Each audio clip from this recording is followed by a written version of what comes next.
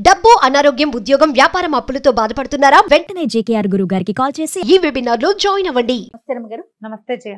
ఏదైనా మంచి స్టోరీ చెప్తారండి? పూర్వం పగటి వేషగాళ్ళు ఉండేవాళ్ళు. అవును. రకరకాల వేషాలు వేసేవాళ్ళు కదా. స్త్రీ వేషం వేసుకోవటము, లేదా ఏదైనా దేవుడి వేషం, దేవతల వేషం, అలా వేషాలు వేసుకుని తిరిగేవాళ్ళు. అయితే ఈ కొన్ని కుటుంబాలు ఉండేవి, భాగవతుల కుటుంబాలు కొన్ని ఉండేవి, ఈ పగటి వేషాలు అవి వేసేవాళ్ళు. వాళ్ళల్లో ఓ కుటుంబం కథ అనమాట. ఆయన పేరు వెంగళాచారి. పాపం చాలా అమాయకుడు. ఏదో వేషం వేసి పొట్టపోసుకునేవాడు, అమాయకంగా ఉండేవాడు. కానీ కొడుకుకి మంగాచారి, వాడు చాలా తెలివైనవాడు. వేషాలు వేసేవాడు, తెలివిగాను ఉండేవాడు. ఈ అమాయక ప్రాణి భర్తకి ఆ భార్య రోజు అడిగేది, ఏమయ్యా ఎన్నాళ్ళు ఇట్లా గడుస్తుంది, పావలా తెస్తావు, అర్ధ తెస్తావు, ఎవరో ఒకళ్ళ దగ్గర పోగొట్టుకుంటూ ఉంటావు. ఊరు రాజుగారి దగ్గరికి వెళ్ళి కనీసం మన ఇల్లు గడవడానికి ఒక మంచి పాలావునైనా ఇవ్వమను, ఓ పాల గేదెనో ఆవునో గేదెనో ఇవ్వమని అడుగు అని రోజు పోరేది. ఈ మంగాచారి ఏదో వేషం వేసి డబ్బులు తెచ్చేవాడు. సరిపోయేది కదా, వాళ్ళకి 5-6 చిన్నపిల్లలు ఉండేవాళ్ళు.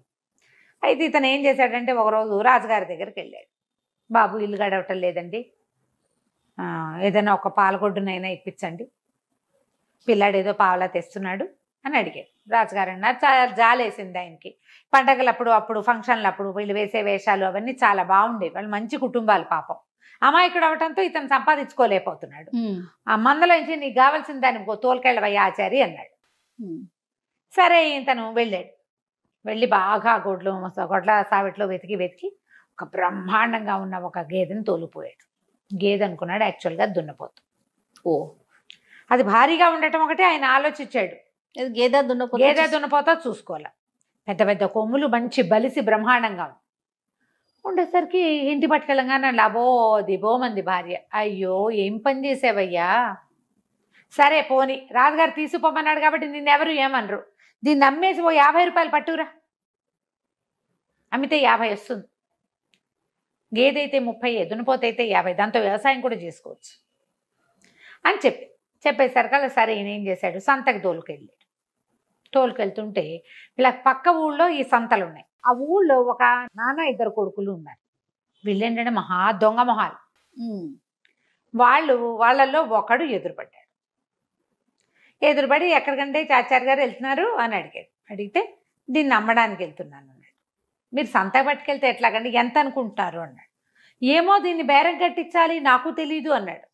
బేరం కట్టించేందుకు ఒక మనిషి ఉన్నాడండి, నేను తీసుకెళ్తానన్నాడు. సరే వీడేం చేశాడు, రెండో వాడు ఇతను నమ్మేస్తాడు. ఇతను నమ్మడం మెతకవాడు కదా, అమాయకుడు. వాళ్ళ అన్నయ్య దగ్గరికి తీసుకుపోయారు. అన్నయ్య దగ్గరికి తీసుకెళ్తే అన్నయ్యకి కనుమలిపాడు, ఇట్లా వేలు చూపించి. ఆయన చూసి, అబ్బాయి బక్కగొడ్డు, 4 రూపాయలు చేస్తుంది ఇది అని చెప్పేసరికల్లా సరే 4 రూపాయలు చేస్తుందని బేరగాడు చెప్పాడు. అమ్మడానికి బేరం ఎవరి దగ్గర అమ్మాలి, పోనీ 4 రూపాయలైనా వస్తాయని సరేండి అన్నాడు. ఎవరినైనా బేరం కూడా చూసి పెడతా అంటే చూసి పెడతానండి అన్నాడు. అన్నాక ఆ బేరగాడి దగ్గరికి ఒక ఆయన దగ్గరికి తీసుకుపోయారు, కొనేవాడి దగ్గరికి.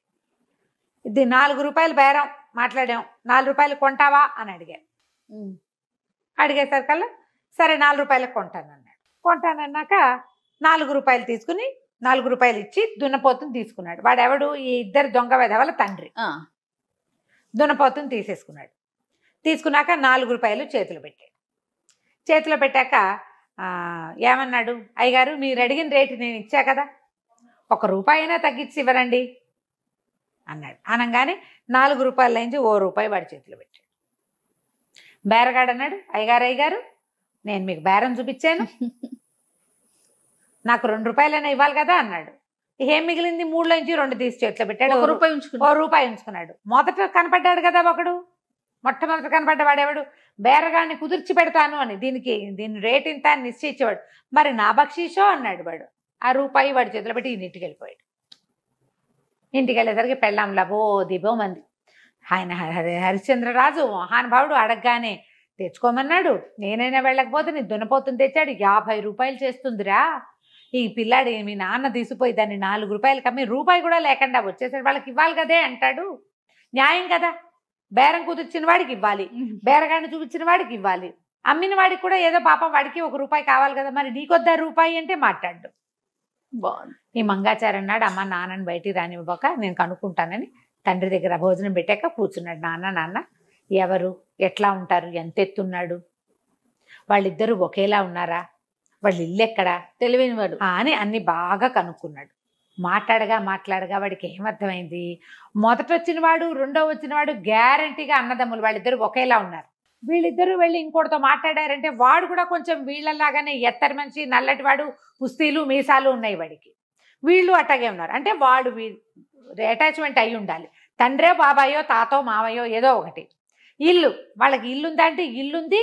నేను చూస్తుండగానే దున్నపోతను అక్కడెక్కడో కట్టేశారు, తీసుకుని ఎక్కడికో పోలా. ఈయన వెర్రాయను కాబట్టి వాళ్ళ ఇంటికే తీసుకెళ్ళారు. సరే అన్నాడు. సర్లే నాన్న, నువ్వు అన్నం తిని పడుకో, నువ్వు ఇంకా బయటికి వెళ్ళబాక, నేను చూస్తాలే బేరం అని చెప్పి, మన ఇల్లు తెలుసా వాళ్ళకి అన్నాడు. తెలీదు అన్నాడు ఆయన. తెలీదు, ఊరికే వాళ్ళు అడిగారు, వాళ్ళు ఎవరో నేను ఎప్పుడూ చూడలేదన్నాడు. అది వేరే ఊరు, ఇది వేరే ఊరు. కుర్రాడు ఏం చేశాడు, చక్కగా అందమైన అమ్మాయి వేషం వేసుకున్నాడు. వేషం వేసుకుని ఆ ఊరు వైపుకు వెళ్ళాడు. ఆ ఊరు వైపుకు వెళ్ళి ఓ చెట్టు కింద కూర్చుని ఉన్నాడు. ఈ ఇద్దరు మళ్ళీ మగవాళ్ళు, వీళ్ళు ఏంటంటే ఇలా దారులు కాస్తారనమాట. అక్కడ కూర్చుని ఓ అని ఏడవటం మొదలుపెట్టాడు. ఈ ఇద్దరిలో ఒకడు చూశాడు, రెండోవాడు చూసి, ఈ అమ్మాయి ఎవరు ఏంటంటే, నేనండి మా కాబోయే ఆయన వాళ్ళ ఊరు తీసుకెళ్తానని తీసుకొచ్చాడు. మరి ఇక్కడ దాకా వచ్చేసరికల్లా ఎవరో దొంగలు నగ నట్ట అన్నీ దోచుకుపోయారు. అతనేమో భయపడి పారిపోయాడు. నేను ఏం చేయను, ఇక్కడ కూర్చున్నాను అనేసరికి వీడన్నాడు, పిల్ల చూస్తే చక్కగా బాగుంది. వాడు 19-20 ఏళ్ల వాడు. అలంకారం అది చక్కగా జడేసుకుని బాగా తయారయ్యాడు. వీడేమన్నాడు, నీకెందుకు అంత ఏడుస్తావు, చక్కగా నాతో ఉందు కానీ నేను పెళ్లి చేసుకుంటా, నీకు నగా నట్రా ఏమిటి, ఏదైనా పెడతా నేను, మా ఇంటికి పోదాం అన్నాడు. అనగానే తయ్యమని అమ్మాయి వీడితో పాటు బయలుదేరింది రెండో వాడితోటి. రెండో వాడు ఏం చేశాడు, అట్లా నడుచుకుంటూ వచ్చి ముందు వాళ్ళ అన్నయ్య కాపేసి ఉంటాడు. అన్నయ్య దగ్గరికి వెళ్ళి, అన్నయ్య అది కాదు, మరేమో నేను పిల్లని తెచ్చుకున్నా, పిల్ల ఎంత బాగుందో, దాన్ని పెళ్లి చేసుకుంటాను అన్నయ్య అన్నాడు. అన్నయ్య అన్నాడు, ఓరు నీదుంపదేగా, నాకు ఇంకా పెళ్ళే కాలేదు, చిన్నపిల్లాడు, నీకు అప్పుడే పెళ్ళేమిట్రా, ఆ పిల్లందే, నేను చేసుకుంటా పెళ్ళి అన్నాడు. రెండోవాడు ఒప్పుకున్నాడు. సరే, రెండోవాడు పెద్దవాడు అమ్మాయిని పుచ్చుకుని ఇంటి దాకా తీసుకెళ్లారు.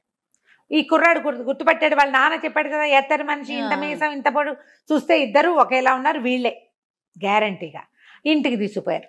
ఇంటికి తీసుకుపోయి, నాన్న తమ్ముడేమో ఈ పిల్లని తెచ్చాడు, నేను చేసుకుంటానంటున్నాను, నువ్వు చెప్పు సాక్ష్యం, నువ్వు చెప్పు, పెద్దవాడికి ముందు పెళ్ళవాలి కదా, సాక్ష్యంగా తీర్పు నువ్వు చెప్పు అని అడిగేసరికి నాన్న అన్నాడు, ఓరి మీ దుంపలదేగా, మీ అమ్మ చచ్చిపోయిన దగ్గర నుంచి ఇంట్లో దీపం పెట్టే నేడలేదురా, ఆడపిల్ల వచ్చింది కదా, దాన్ని నేను చేసుకుంటా, ఓరి దుర్మార్గుడు, నేను చేసుకుంటాను, ఏదైనా వస్తే సింహ భాగం నాదే కదా, నేను చేసుకుంటా, మేమిద్దరం దగ్గరుండి మీ ఇద్దరికి పెళ్ళిళ్ళు చేస్తాం కావాలంటే, పొండి అన్నాడు. అనేసరికల్లా కుర్రాళ్ళు ఇద్దరు వాళ్ళ నాన్న మాట కాదనిలేరు, కొడతాడు నాన్న, రౌడీ. సరే, అమ్మాయిని వదిలిపెట్టారు. ఇంట్లోకి తీసుకుపోయాడు.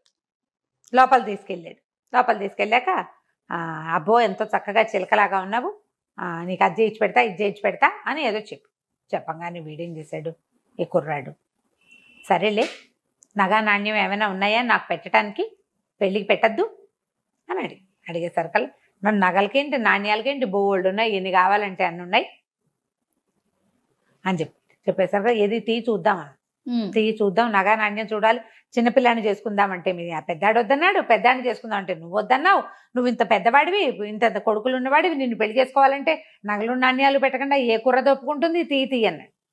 అనేసరికల్లా వీడేం చేశాడు, మూలగా దాచిన ఒక కుండలో ఇంచి ఒక వస్తువులు తీసాడు. ఇదిగో నగలు నాణ్యాలు అనగానే ఏ కుర్రాడు ఒక్క ఉదుటిని లేచి చిత కొట్టేశాడు. వస్తువు అంతా చూశాక, అన్నీ చూశాక మొత్తం కుండ అంతా చేత్తో పుచ్చుకుని వీడిని చావచీత కొట్టి నాన్నని మూతి కట్టేసి, ఆ ఇంట్లో ఒక నిట్టాటి స్తంభం ఉంటే ఆ స్తంభానికి వేసి కట్టేశాడు. కొడుకులు ఇద్దరు వెళ్ళిపోయారు, అక్కడ లేరు. అక్కడి నుంచి ఏమైంది, ఈ మొత్తం వేషం అంతా తీసి అక్కడ బారేసేసాడు. లోపల మగ వేషం ఉంది, ఆ కుండ పట్టుకెళ్తే మాత్రం మగ పిల్లని ఎవరు గుర్తుపడతారు. వాడు బయటికి వెళ్ళిపోయి ఈ దున్నపోతుని ఊడదీసేసి ఒక దెబ్బ కొట్టాడు వెనకాల. కొట్టంగానే అది రాజుగారి మందలో ఉండేది, దాని అలవాటు ప్రకారం దాని మంద ఎక్కడిదక్కడ వెళ్ళిపోతుంది, అది మందలోకి వెళ్ళిపోయింది, దున్నపోతు లేదు. వీళ్ళు దాచిపెట్టారు. ఇంకా వీడిని కొట్టి కట్టేశాక ఇంకా ఇల్లంతా వెతికి అక్కడ ఇక్కడ ఉన్న డబ్బులు, అయితే ఆడవేషం మాత్రం వాడు చూస్తుండగా తీల, కుర్రాన్ని చూసేస్తాడు, మొత్తం అన్ని వేసుకుని ఆ వేషం తీసి బయట వాళ్ళ ఇంట్లో బారేసి తల తిప్పి చూడకుండా వెళ్ళిపోయాడు బయటికి. ఇంటికి వచ్చేసాడు.